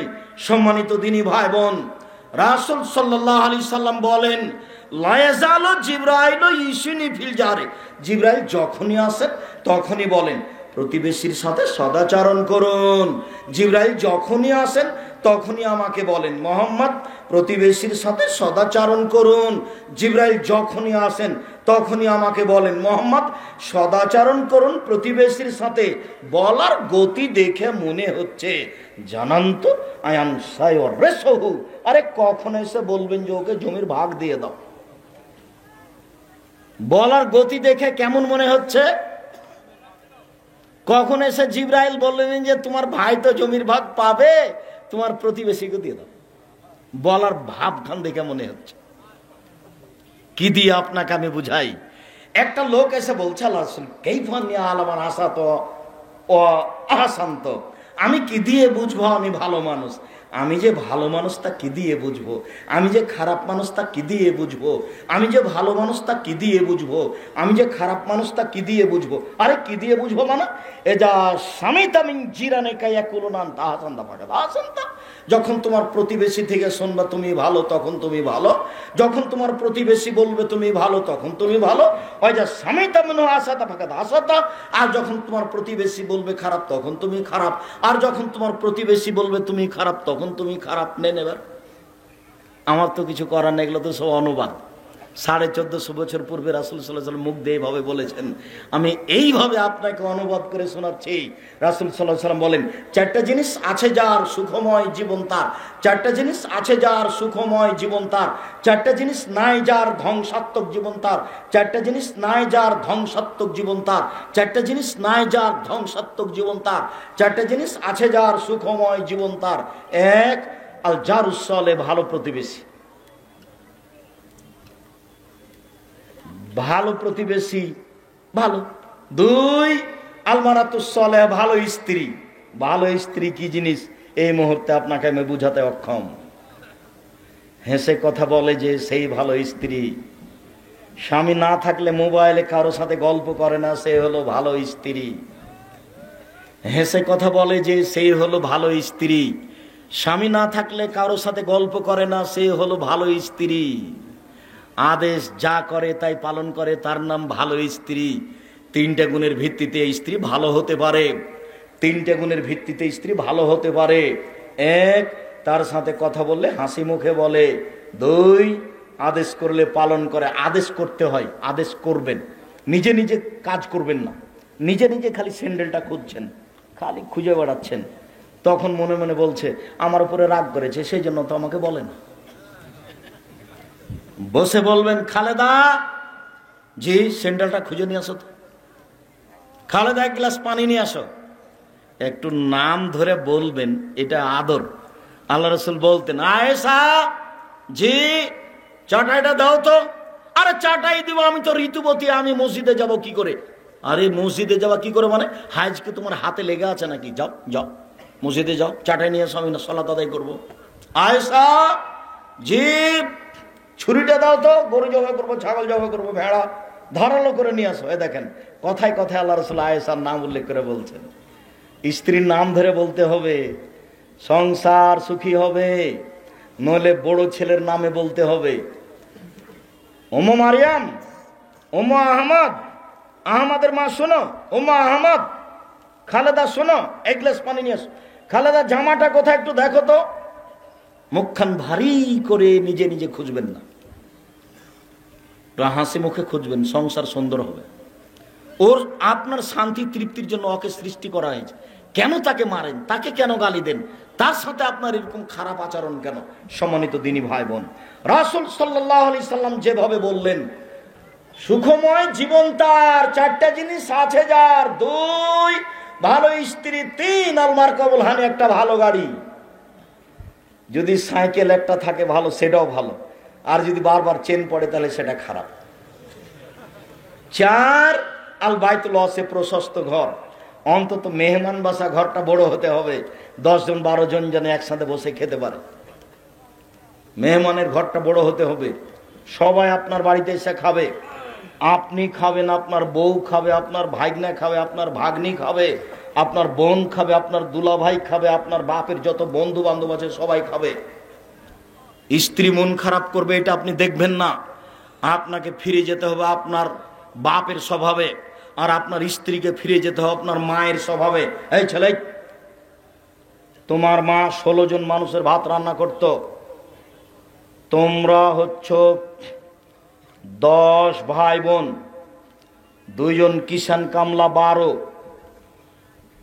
2 জন ফকির ধরে নিয়ে এসেছে 14, তোমার বাপ মা 16 জন মানুষের ভাত রান্না করতো, তোমার মা ঢেঁকিতে ধান ভেঙে, কোনোদিন সমস্যা হয়নি। তোমার বাপ যখন মসজিদ থেকে বের হতো রাত এশার সালাতের পরে, তখন মসজিদের ডান দিকে লক্ষ্য করে দেখতে একটা মুরব্বী, যে মুরব্বী কে, বাড়ি কোথায়, ফরিদপুর ভাঙা, খেয়েছেন, জি না, আমার সাথে চলেন। তা আপনার মা কোনো সমস্যা মনে করেনি। আর আপনি যদি এখন রাত এসার পরে একটা মেহমান নিয়ে যান, খালেদা জি একটা মেহমান আছে, একটু উঠো তো, আর একবারে খেপে লাল, হ্যাঁ তুমি রাতে মেহমান নিয়ে আসো, ঝামেলা পাকাও।